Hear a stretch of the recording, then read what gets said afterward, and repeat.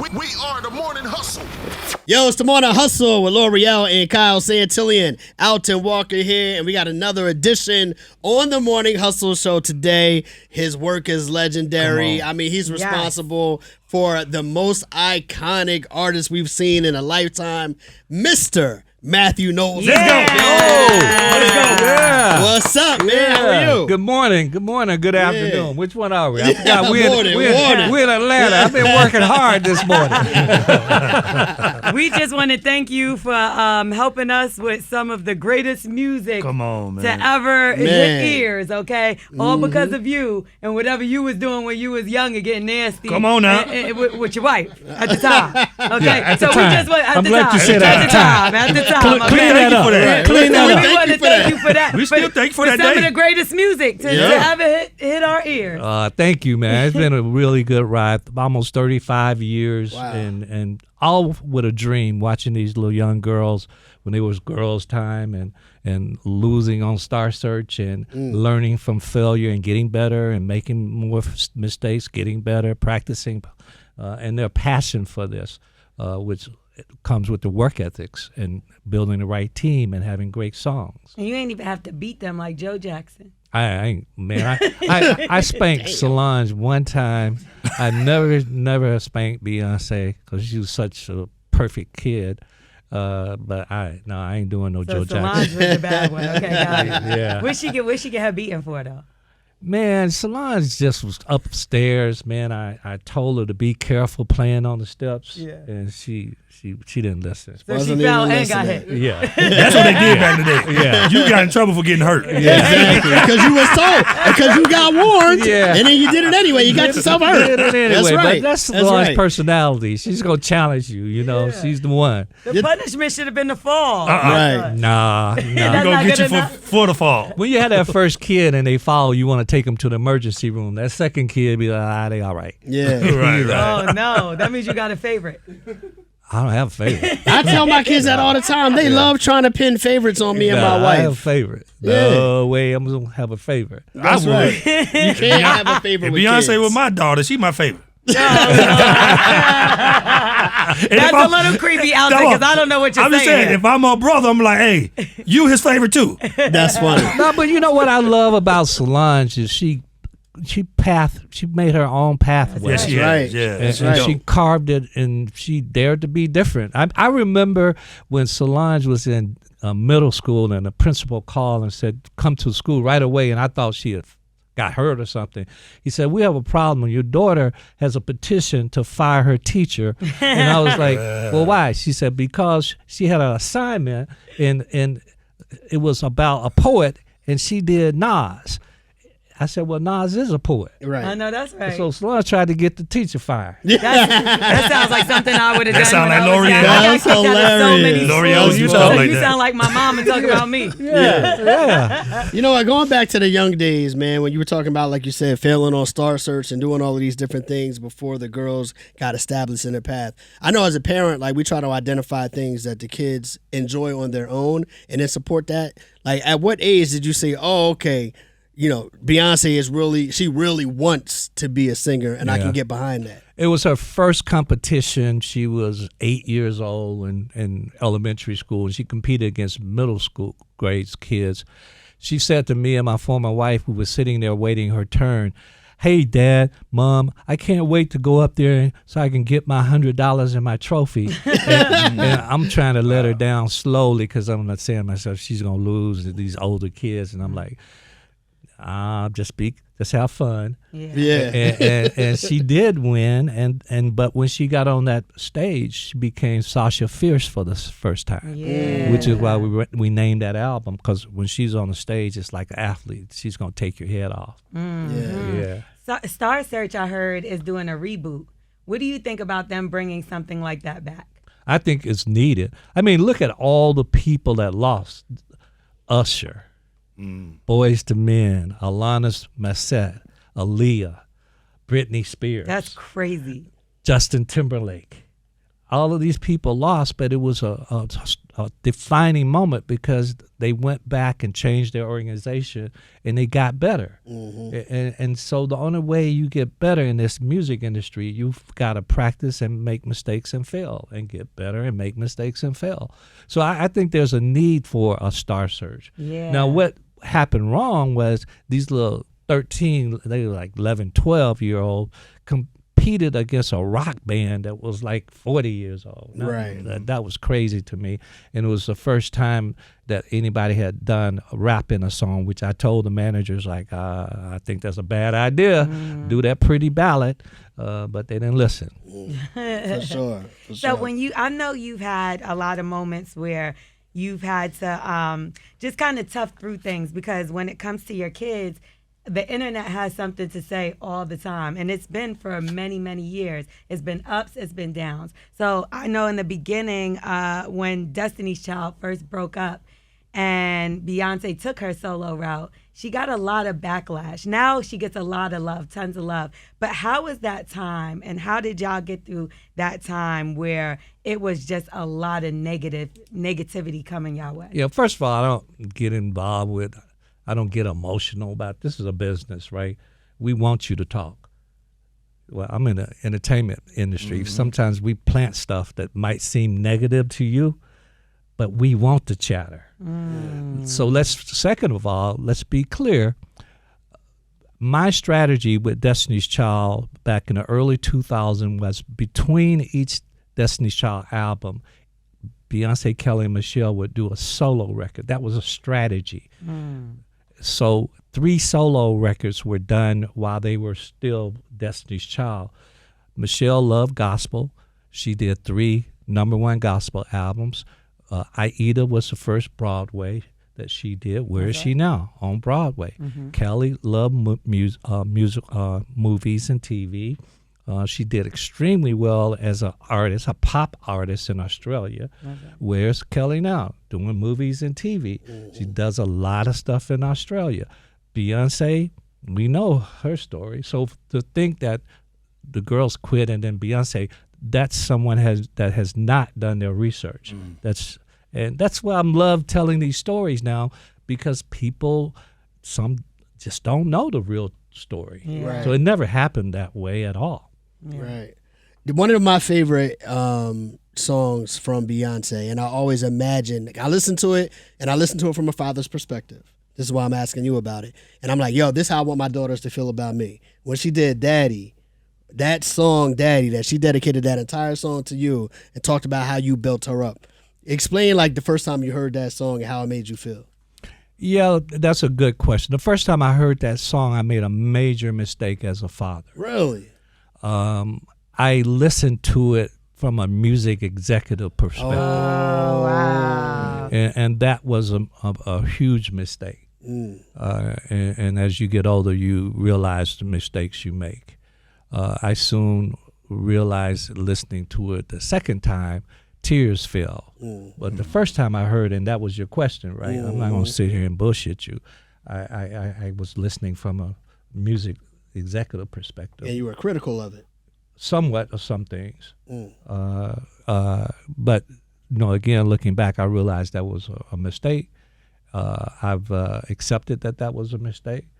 But when I listened to it from a father's perspective, it was like tears falling. Yeah. And if you truly listen to that song, I mean, a lot of Jay-Z is in those words, right? She wanted to marry someone just like her father. I'm a gangster. Look, I believe you. Look, listen. I believe you. I got scared. Y'all should have just saw now. everybody jump in the room. Yeah. They thought that's soft-spoken. And then, I'm a gangster. You should have saw.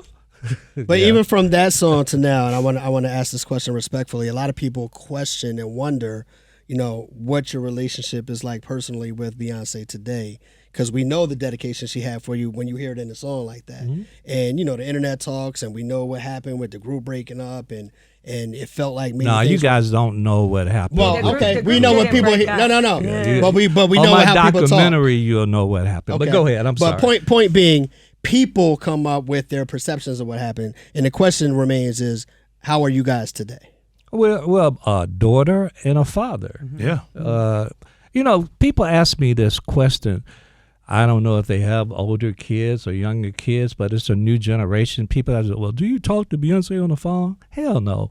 I don't talk to any of my kids on the phone, nor do most parents. You text each other. Like, I call my grandson on the phone. He won't call me back. I text him. He'll text me right back. So I'm like, well, be specific when you say, do I talk to them? Right. Communicate is the word, right? Yeah. I got you. But we I got text, but do I like, hey, Beyonce, that? That's just not the world we live in today. We live in a more text world.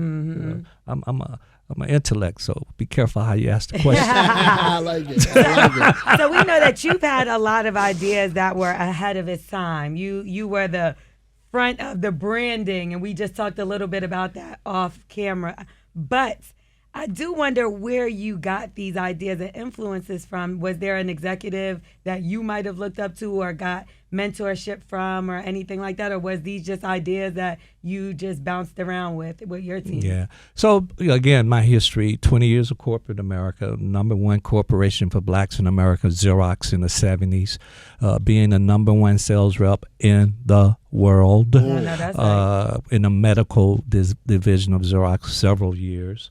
Being the first black to sell MRI and CT scanners in America, being a neurosurgical specialist for Johnson & Johnson. That's my background. Yeah. You sell drugs just like Jay-Z. You said that was it had to be a light. You said the Daddy record was I don't know if MRI is a drug. You said the medical field, so I said specifically MRI and neurosurgical. You need a prescription to get those. No, you don't. Only if you're nervous. I hear that. And only if you want to die, so we inject you with dye so we can see some parts of the body better. Told you I'm an intellect. Yeah, be careful. I'm like, damn, no jokes over here. Be careful how you ask the question. I love you, though. So did you have any, as far as in the music industry? But I didn't need that because sales and marketing is my background. And when I went into the industry, they were selling records. I was building a brand, and we shared about L'Oreal and how L'Oreal was the first relationship we had where we put the girls' music in the songs, and then eventually Beyonce was in the commercials. Kelly was with Soft Sheen and part of L'Oreal. Solange wrote some of the songs, which, by the way, Solange wrote a number of Destiny's Child songs and Beyonce songs and Kelly singles. So there was a whole strategic partnership with McDonald's. I said, we ain't selling no damn French fries and hamburgers. So we did a relationship with the McDonald house and first salads. If you look at the commercial with Destiny's Child, a guy's running in the studio with a salad for the girls. Wow. Healthy food. So, and then, the Pepsi commercials that all were done. So we did a lot of strategic partnerships that had never been done, but also the girls went outside, sold more records outside of America. See, America's just 320 million people, like 7.5 billion people.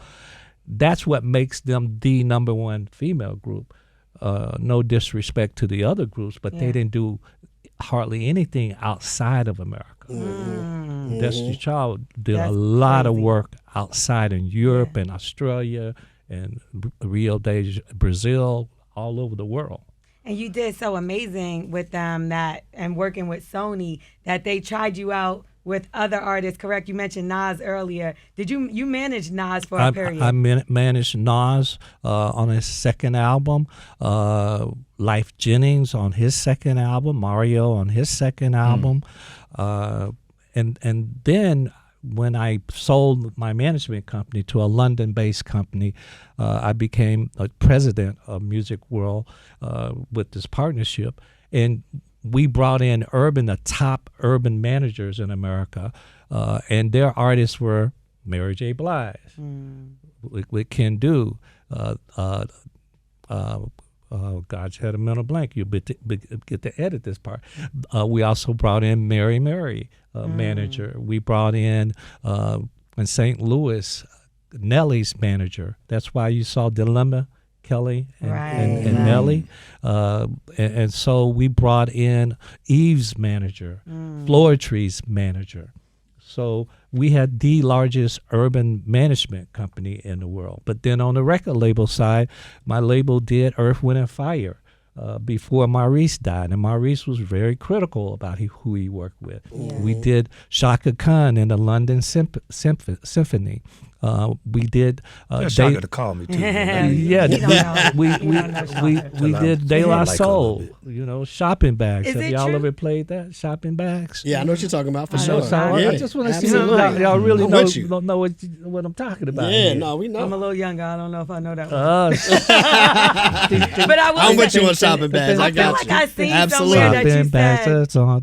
Yes, sir. We talking early 2000s. Yeah. See, people don't know that. My first artist was Lil O. It wasn't Destiny Child. Our first tour was with UGK, Pimp C, and Bon B. I was in the club with these guys every night. I had a briefcase. It had a gun in it. Mob ties. It had I told you, it got another side to it. a bag of weed in it. Why you smoke a little weed still? I live in California. Oh, I did not see that.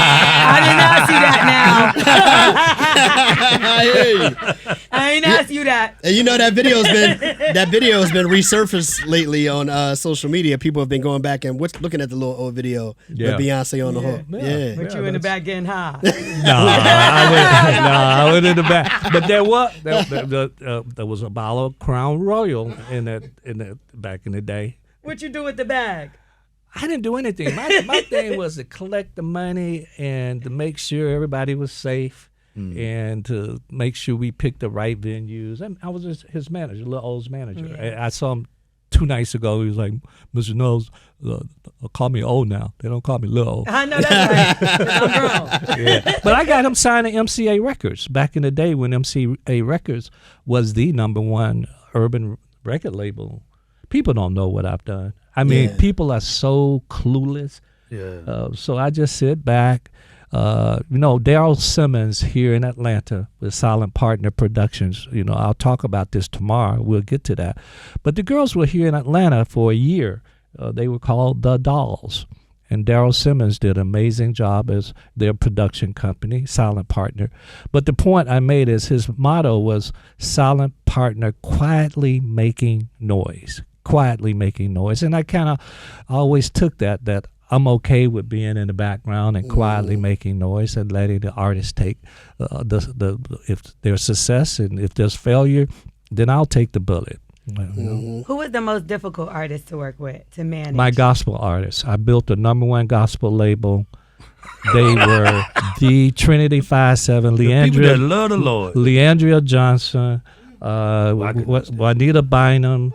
All the gospel artists. Ooh, I'm just beginning. Whoa. Why do gospel artists give you the hardest time? Whoa. Now that's shocking. They supposed to be praying and interceding. Right. Won't they do it? Is that before they get their drink on or after? Hey, yo.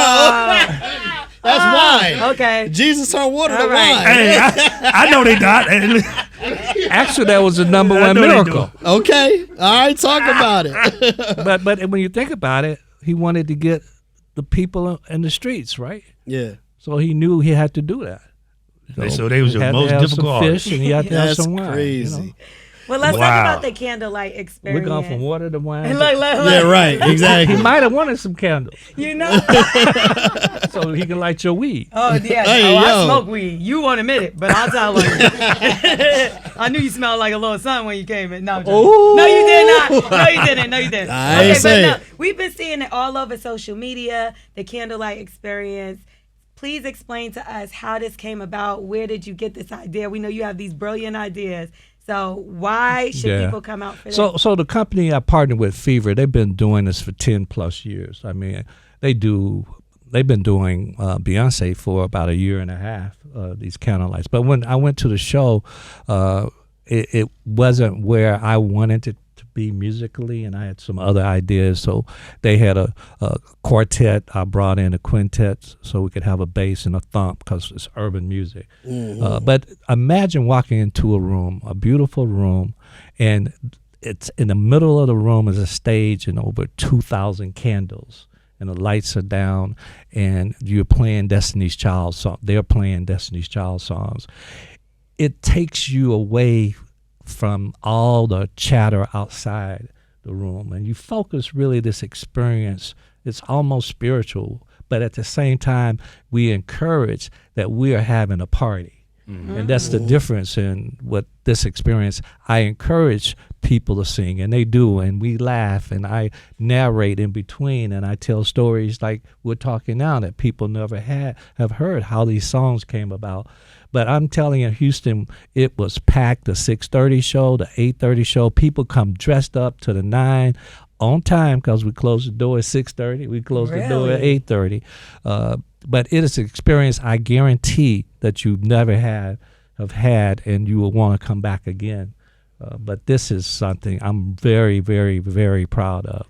And the ladies, you know, they weren't they are the number one female group of all times, and actually got that award at the World Music Awards in the 2000s. They actually got an award. Cater to you. Guess who's saying cater to you to them? Oh. See, that's how little y'all know. Well, I know. They don't know, but I'm going to let you tell them. I don't want to give it away. Go ahead, tell them. Usher was one of the people that sang, and Babyface. Yeah. Nice. And then there was Independent Woman. Who sang that to them? You know, you tell them. I don't want to tell them. I don't want to give it away. I always give it away. Rihanna was one of them. People don't know. They chatter on social media, and people listen. And I love you on social media, making us make more money. Appreciate that social media. Say a lot of negative stuff. Love it, love it, love it, love it. My banker really loves it. Come on. But Let me ask you about the performance again. You said that you narrate in between songs and things of that nature. Do you have vocalists along with the song? No, there's no vocalists. It's a instrumental different experience, and we do have vocalists. It becomes the audience. I mean, the audience, man, they get into these songs, boy. They get into. I mean, you know, it's 70% women. Yeah. A lot of couples that come, so they really. It's an experience that you've never have had before. And so I'm encouraging everyone to go right now, today, because we're going to be out of tickets. I don't think after, 2 o'clock today we would have any more tickets, but I would encourage you to go to destinychild.com right now. destinychild.com. You know that name. Yeah. Yes. You can spell it, right? Now, is this the closest thing we're going to get to a reunion? Because I know a lot of people are waiting to see the three of them go on tour together. Obviously, Beyonce just had 100 amazing tours. But like the last two have been incredible. Kelly, she's on tour with Monica and Brandy. And we want to see all three of them now. And I think that's what you will get in the future. You'll get those moments where Beyonce invites the other two ladies on one of her shows. I think Kelly, will go on tour again, and she'll do 6 or 7 Destiny's Child songs like she did today. But if you don't know the industry, you don't realize. I would bet that Beyonce is doing another album, and there's an 18-month cycle for when you put out an album for promotions. It's a 3-year cycle to just gear up and prepare for a tour. So now we had almost 5 years. The other ladies, Michelle's on Broadway. You can't just jump and get off of Broadway. Their TV movies, they're 2 years in advance. So we ain't seeing a reunion tour no time soon. They're going to be the Clark sisters' age by the time the Clark sisters' age. But what I love about Destiny's Child never quit. They retired. That was always the goal, to retire, do it from a professional, not the backstabbing kind of thing. They retired. Now we can all come out of retirement, but then there's the economics of it. Beyonce, would she split it 3 ways? Oh no, when she doesn't have to do that. I don't know. I mean, she is a billionaire now, so she may take a pay cut. Right. She might take a pay cut, but I'm just saying it's so much that would have to line up. And I'm the manager of Destiny's Child. I would love to see it, but I don't want to see them when they don't look the same. I don't want to see them when they don't sing the same. I don't personally want to see that. That's why it needs to happen sooner than later. They need to, if they were thinking of making it happen, they have so much going on, they would have to say, listen, we got to stop doing these things and come together and make this happen now before it does get. But even now would be 3. If they said today, it would be 3 years. Right, now. for sure. Lord Jesus. They're going to be singing, I'm a survivor. They're going to be 70 years old. With a I'm not going to stop. You also have to get the clearance from the people who wrote that song. Who wrote Survivor? So even sing it right now. Who wrote Survivor? You know who wrote it? Anthony Dent. Anthony Dent. That's right. From Atlanta. Come from Atlanta. Who else wrote it? And come on, Beyonce knows. Yeah, Leon. Beyonce knows. Beyonce. 'Cause I know It's only 3 writers, and who's the third writer? Matthew knows. You better go. Look, he got one right. At least he got one right. It was going to come around. Come on, I know my history. Now, I'm impressed. Now, Mr. Knowles, we know you a gangster, and we know you in Atlanta for the Candle experience. But I heard that they got that Beyonce album on sale out in the streets in Atlanta because they broke into that car. So what are you going to do when you run into this man? I mean, if you've been in the industry for years with Destiny's Child, there used to be bootleggers. Oh, yeah. And I was the crazy guy that would go outside and take all his shit. You was one of those guys. Yeah. Huh? I hear that. Give me that. Give me that. I do have a Like, question. who you going to call? The police? Right. You're selling this illegally anyway, right? So, real quick, who would you like to work with now? Any new artists got your eye right now that you're like, I would love to work with? No. Dog. And why is that? Like, nobody's interested right now? No, it's just me. That's not what I want to do. It takes a lot of time and energy. I at my age and what's going on in my life, I don't want to put the time. We don't have nothing to do with like talent out there. No, right it now. doesn't have anything to do. It's just me, my preference. I'm enjoying getting back in the industry with the Destiny's Child tribute. I think there'll be an announcement. There could be other artists like Earth, Wind, and Fire, or Mary J. that we could do these same things with. I love that. I'm really excited about that. It takes to really develop artist development. They're not doing that no more though, and that's what's missing. And to do that, it requires years. I put a time to it. 6 years it takes from the minute you start to the time somebody kind of know who you are.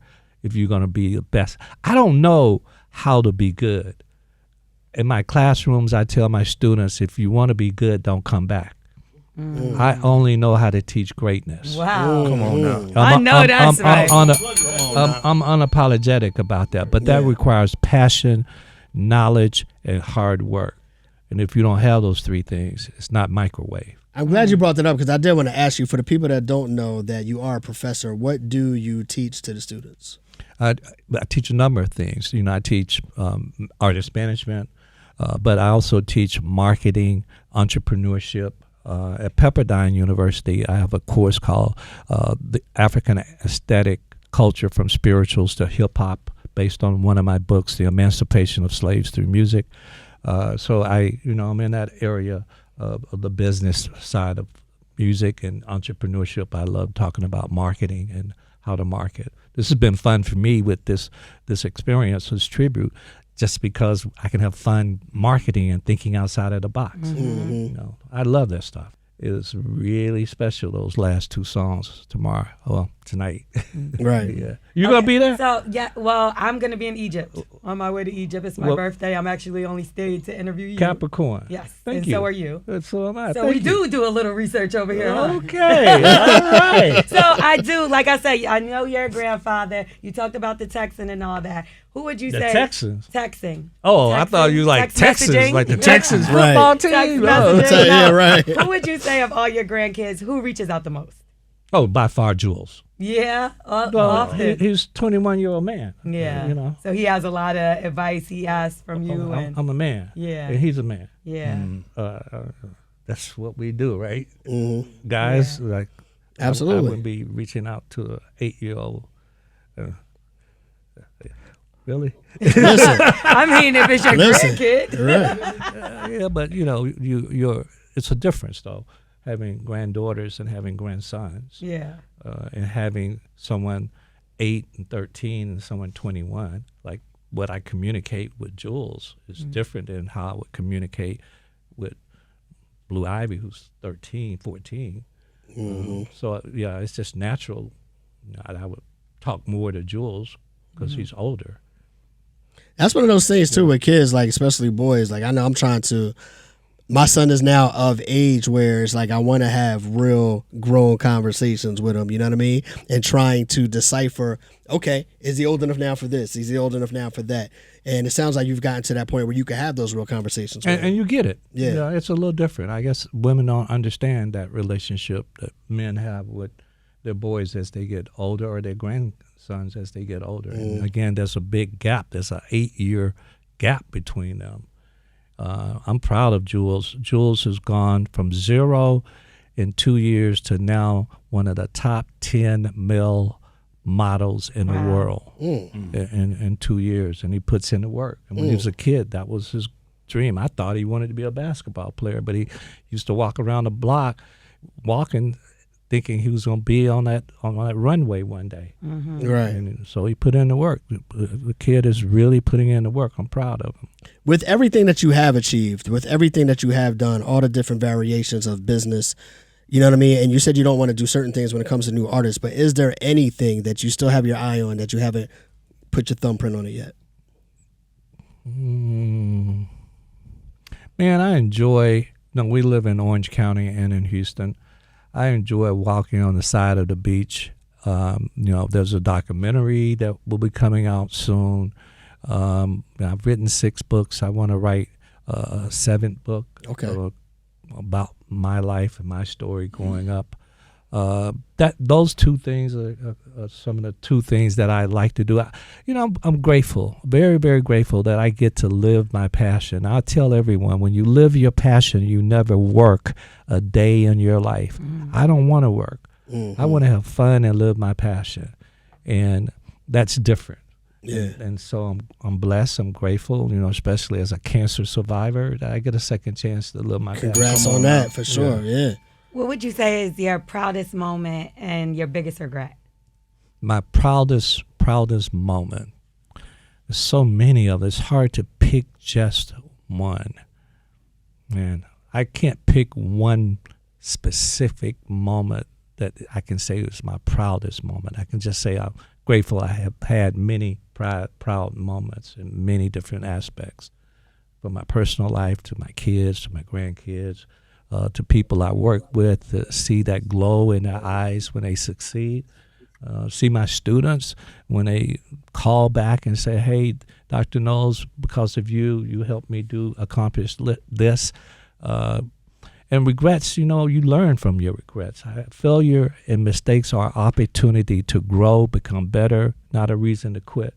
So I never look back in the rearview mirror. I look forward in the front window. So I learned from those mistakes and failures. I own those mistakes and failures. And if you're in the music industry, you're going to make a lot of mistakes. Yeah. A lot of them. So I embrace those. I mean, people don't know. Destiny's Child, they used to practice failure. And so what do I mean by that? In rehearsal, they never knew when we were going to turn the lights off while they were performing, or we purposely, one of the shoe heels would break, or the sound would go out. So you tripped Michelle. Because she got back up. No, I knew you did. I knew you did but that. they had practiced, though. They practiced that. Get up. She got right back up. And the same with Coachella and Solange and Beyonce. When Solange fell, you thought it was a dance routine. Yeah, Beyonce fell and got back up and swung that hair. Yeah, but you practice that stuff. Yeah. And people don't realize the great people actually practice failure. Yeah. Was there ever a record that you were wrong about when it came to Destiny's Child? Like, I know you said A song or a specific song? a specific song. Okay, a specific song. Like, maybe you thought, like, no, this isn't the one, because how you talked about Daddy, you listen from a executive stand. But sometimes it's about a feeling of a song, right? So were you ever like, not this one, and then it ended up being big? The reverse has happened a lot. Really? Like, okay, so tell us about the reverse. Some songs that they didn't want to do. and I can't give this away. You got to come to the show. Come on, now you give us one. Give us one gem right here. We gonna right come. Here. Just one is fine. I'm not gonna be here. I'm gonna be in the air. You're gonna be in the air. So one of the songs the song that I wish, man, we were so focused and spot on and did like what we used to do is focus groups. Because the audience doesn't lie. We never said, I never said, the girls never said this specific song.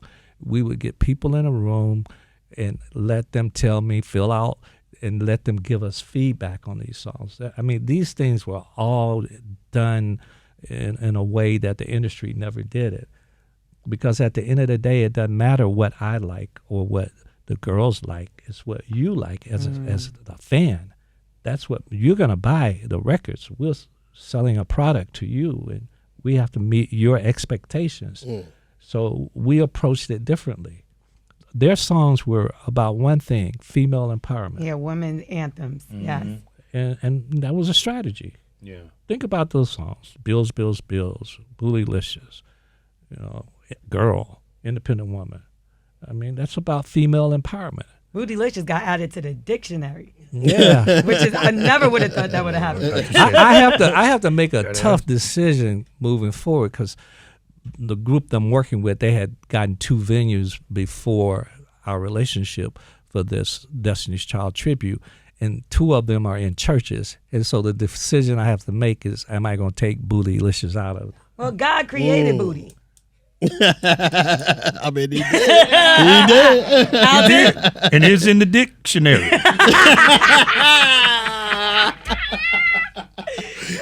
He still didn't get that song though. I know you ain't saying what the song He think was. he's slick. We gonna let you go, but we need to know what the song. He do that a lot. He thought he was He slick. do that a lot. He did that whole Tell us story. the damn song, Matthew. Like, he still didn't get that song. Tell us the song. I'll crack it up. He said he's just been doing this a long time. I'll wait for that song. This is media training at your phone. I had us pulled into that story. You know, back in the day, we did Ask him anything, he gonna spin it on and you know, you. we did focus group. Right. And you know, Bootylicious. But see, What he song? told us in the order what And I the didn't- songs we was. didn't He catch said it. Bills, Bills, Bills, Bootylicious. He actually She told probably us told us without we telling didn't know. us. There it is. Is that what happened? Your students. You were speaking a second ago about women's empowerment in a song, and one of the things I want to give you a little flowers on is I love the fact that with Destiny's Child, with Beyonce in general, they always stood up for something, whether they were standing up for women. We've seen Beyonce do performances where she was getting backlash for standing up for pro-black idealism and things of that nature, and I can only assume that they get that from their parents. Well, not only that, but, Solange really... Oh, of course, gives- Solange's music to too, yes. No, she got some dope music. Absolutely. Solange is fire. what she does for blackness, though. Yes, absolutely. It's really at a high level. What kind of things were you instilling in them to kind of make sure it came through in their heart? I never, I came from Gaston, Alabama. My mother went to high school at Coretta King, and I never went to a black school. I integrated elementary, junior high, high school, University of Tennessee, and so blackness has always been a part of our family, unapologetically black, and even I won't say that, but anyway, as we were saying, but I'm proud of them. Michelle Williams can make history at the Grammy Awards. Did y'all know that? Do you know how she can make history? How's that? So there's only one group ever in the history of music that every member won a Grammy. And if Michelle wins a Grammy, she's nominated for her Broadway song. Destiny's Child will sit next to the Beatles as the only groups in history to have every member. There's a lot of history that Destiny's Child have done, being the number 1 female group, Beyonce being ASCAP Songwriter of the Year. I mean, that's a big deal to be the Songwriter of the Year. Beyonce and Solange, the only 2 sisters in the history of music to have number 1 albums on the Billboard chart in the same year. I mean, it's a lot of good stuff that's happened. Absolutely. And Solange working on some new stuff? Forever, man, about... Oh, Solange definitely, I'm sure, writing on some new stuff. So she's always writing. Yeah. Solange is funny because all these guys do interviews and they're like, she was the one that got away. I just love Solange so much. Was there guys that ever came like that she brought to you that you was like, no, this is not the one? No, my girls didn't bring many guys around because I tried to break their hands when I would shake their hands. I would squeeze it exceptionally hard, look them in the eye. So they were like, my daddy crazy. Yeah. We ain't bring him. You don't want to meet my daddy. My daddy crazy. I wanted to keep that title. I love that. Yeah, I love it. When you want your dad to be Absolutely. crazy. My dad was crazy. Yeah. He was psycho. Yeah, that's me. Psycho. Well, thank you so much. We literally could talk to you all day. We want to talk to you again because we have so much more questions for you, but we got to let you go. Let's do that. You have more Let's do interviews that. and they're looking at us like, So where's everybody going tonight? we going to see you at the Candlelight Experience. Yeah. Destiny Child. And where do you get your tickets? DestinyChild.com. Okay, you get an A. You get an A. You a real teacher. You a real professor here. You got us all. Yeah, Yeah, we man. appreciate Thank y'all you, so man. But much. thank you for Present. pulling up on us, Present. Matthew You don't Knowles. do that? Wanna Hustle You Show. don't name the names to see if everybody in class? No, that's college. They don't do that. Thank you for pulling up on us today, Thank man. you. Mr. Matthew Knowles, man. It's a pleasure, and we definitely want you to come back and continue to. I will. Thank you a lot. Thank you so much. I'm One out. Hustle